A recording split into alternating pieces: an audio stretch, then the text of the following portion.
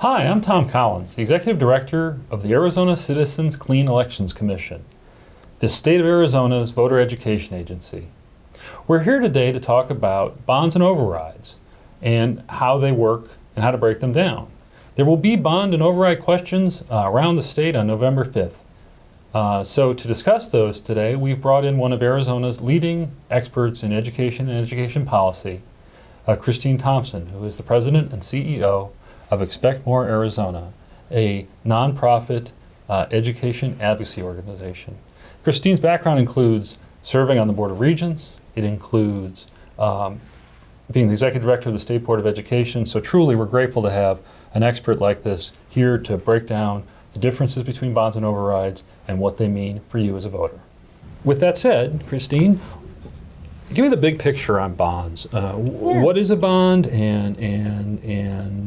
and they're not just for school districts. No, they're not just for school districts. So bonds are, think of them almost like a mortgage. What's happening is a taxing entity is asking voters whether they would be willing to pay more in taxes to pay for some new physical building. It could be a physical building, it could be security updates to a facility, but it's that physical infrastructure that they're asking to support. And you're right, it's not only school districts that ask for these. There's all types of other entities that use bonds. You'll hear bonding come up during the legislative process when the state pays for that debt service on to build something. But in other cases, there are many other entities that are asking voters to pay additional taxes for that new infrastructure. So it could be a community college district asking for improvements to a campus. It could be a fire district, a hospital district,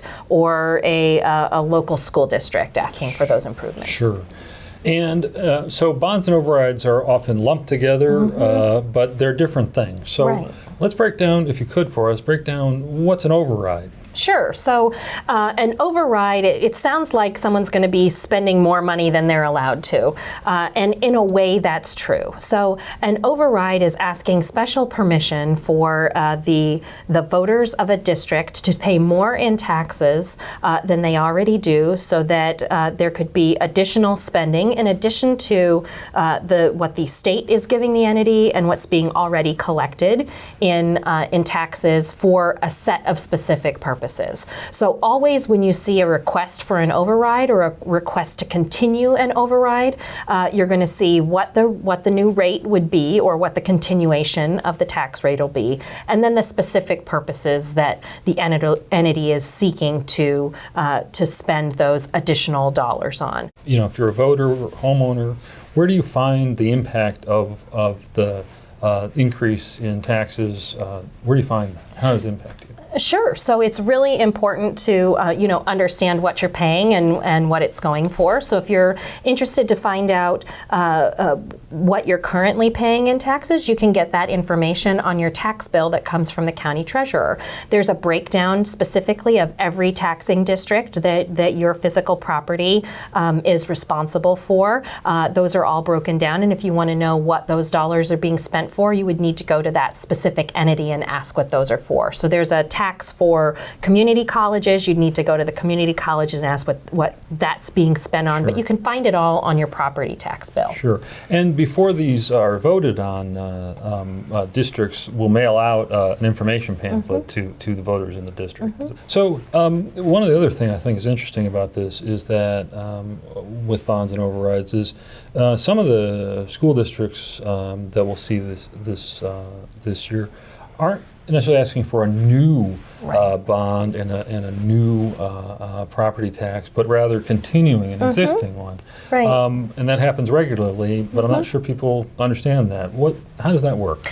Yeah, so in some cases you might have an entity that, for example, you might have a school district that needed a new high school, and that funding wasn't coming from the state. So as a school district, they said, you know what, we need to go to voters and ask them to build that new high school. So they went out out years ago, asked the voters said yes. High school was built, money paid for over years, just like a mortgage, to pay for that facility. And then when that bond is finished, when it's completed, the last payment is getting ready to be made, the school might say, oh, you know what, we really could use some of that same money if the voters were willing to continue it to pay for some other new facility. Or in the case of an override, there could be an instance where a school passed an override to pay for some critical services.